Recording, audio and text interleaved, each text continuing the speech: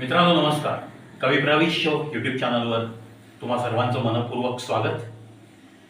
तुम्हाला आत्ता कॅमेऱ्याच्या फ्रेममध्ये एक मस्तपैकी छोटी मुलगी दिसते, मी दिसतोय. ती दिसायला छोटी आहे, पण ती काय चीज आहे हे आता तुम्हाला थोड्याच वेळात नक्की समजेल. तिचं नाव काय आहे, ती कुठल्या शाळेत आहे, ती कितव्या इयत्तेत शिकते, या वगैरे गोष्टी आपण तिच्याकडनंच ऐकणार आहोत. कवी प्रवेश शो चॅनलवरती आपण तिचं आधी खूप खूप हार्दिक स्वागत करू. तुझं नाव आणि तुझी शाळा कोणती ते सांग बरं जरा आमच्या प्रेक्षकांना. माझं नाव ग्रीष्मा गुरुदत्त देशपांडे. मी Ahilyadevi high school for girls Pune इथे शिकते, इयत्ता 5वी कक्षामध्ये. Very good. Grishma, Ahilyadevi high school ही शाळा इंग्लिश मीडियमची आहे का मराठी मीडियम आहे? नाही, ती सेमी. सेमी आहे. हो आता तू 5वीत आहेस, म्हणजे तू आता हायस्कूलमध्ये गेलीस. हो. अच्छा, मग तुझ्या शाळेमध्ये अशा काही स्पर्धा असतात का डिबेटिंगच्या, म्हणजे वक्तृत्व स्पर्धा, गोष्ट सांगणे? हो, भरपूर होतात. होतात. त्याच्यामध्ये तू भाग घेतेस? घेते ना. अरे वा. मग तुला अशी एखादी तुझ्या वयोगटातल्या मुलांसाठी मुलींसाठी गोष्ट काही येते सांगायला तुला?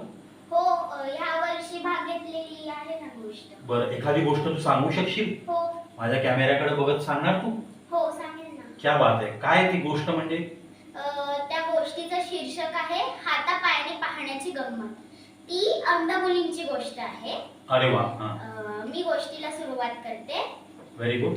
दादरला अंध मुलींच्या शाळेत मी त्यांना गोष्ट वाचून दाखवली. माझी गोष्ट संपली आणि सोनालीने मला विचारलं, सायली, तू नेलकटर नाही का वापरत? मी तर छपाकलेच. हिला कसं कळलं असेल? सोनाली म्हणाली, अगं मी माझ्या हाताने पाहिलं तेव्हा मला कळलं. मनाली म्हणाली, सायली ताई, तुझे कानातले पण मस्त आहेत. ते रंगीत कागदाचे म्हणजे पेपर क्विलिंगचे केले आहेत ना? मी पण ते माझ्या हातानेच पाहिले. आता मला देखील हाताने पाहण्याची गंमत वाटू लागली. इतक्यात चहा पिण्यासाठी घंटा वाजली. आम्ही सर्व निघालो. जयू मला म्हणाली, सायली ताई, सावकाश हो. इथल्या पहिल्या 2 पायऱ्या दगडी आहेत आणि तिसरी पायरी लाकडी असून जरा उंच आहे. सांभाळून. मी तिला हसतच म्हणाले, म्हणजे जयू, तू या पायऱ्या नक्कीच पायाने पाहिल्या असणार, बरोबर ना? जयूने मला आनंदाने मिठी मारली. खरंच सांगते, दोन्ही डोळे सताड उघडे असूनही मी त्या पायऱ्या चढताना जरा धडपडलेच. आता पायऱ्या उतरताना पायाने अंतर बघायचंच असं मी मनातल्या मनात ठरवलं.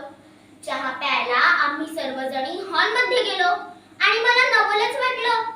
तिथे अत्यंत शिस्तीत त्या सर्वजणी आपापल्या टेबलावर जाऊन बसत होत्या. चहा पिताना एकमेकींशी गप्पा सुरू होत्या. हे दृश्य माझ्याकरता अगदी नवीनच होतं. थोड्या वेळाने आम्ही सर्वजणी चहा पिऊन बाहेर पडलो.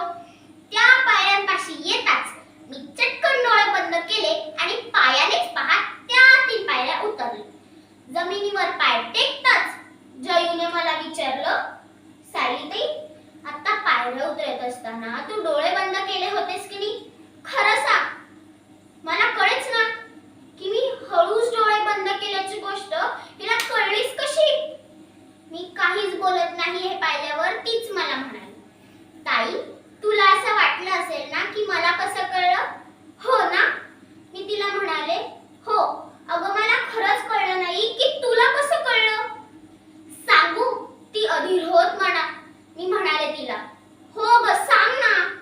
ती किंचितच हसली आणि म्हणाली, अगं ताई, आता पायऱ्या उतरत असताना तू माझा हात धरला होतास, पण जेव्हा पहिली पायरी आली तेव्हा तू माझा हात एकदम घट्ट धरलास आणि पायऱ्या जमताच माझा हात सैल झाला. यावरून मी अंदाज केला की ताई बहुधा डोळे मिटून पायऱ्या उतरत असणार, बरोबर ना? मी तिला थोपटत म्हणाले, हो, अगदी बरोबर ओळखलंस. म्हणून तर तू आजपासून माझी खास मैत्रीण आहेस. जयूने मला आनंदाने मिठी मारली. त्यावेळी माझ्या मनात विचार आला की आपण आपल्या या खास मैत्रिणीला खूप खूप मदत करू. पण जणू माझ्या मनातला विचार कळल्याप्रमाणे माझा हात हातात धरत ती मला म्हणाली, ताई, मला तुझी मैत्री हवी आहे, मदत नव्हे. एकमेकांना समजून घेणारी आणि विश्वासाच्या पायावर उभी असलेली अशी मैत्री. त्यावेळी खरंच सांगते, दोघींच्याही डोळ्यात आनंदाश्रू आले. धन्यवाद. वा, रेश्मा, खूप खूप छान, खूप छान. म्हणजे एखाद्या अंध शाळेतले विद्यार्थी कशा पद्धतीने आयुष्य जगतात.